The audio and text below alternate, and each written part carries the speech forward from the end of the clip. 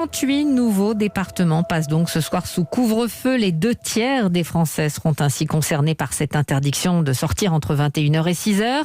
Mais face à une épidémie désormais hors de contrôle, l'exécutif pourrait bien passer à la vitesse supérieure. Même si officiellement le gouvernement s'y refuse, l'idée d'un reconfinement fait son chemin, Adrien Beck.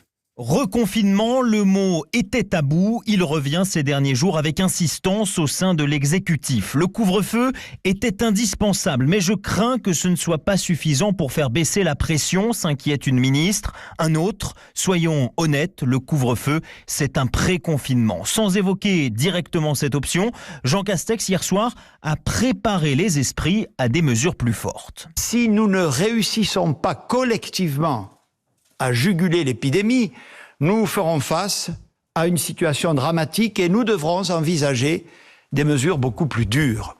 Il est encore temps de l'éviter, mais il ne nous reste plus beaucoup de temps. Alors officiellement, la ligne reste toujours tout faire pour éviter un reconfinement généralisé. Mais quid alors de reconfinements locaux? La suite dépendra en tout cas, dit un proche d'Emmanuel Macron, de la vitesse de circulation du virus, de l'efficacité des mesures et de la résistance du système hospitalier. En clair, ce sont bien les indicateurs qui vont décider.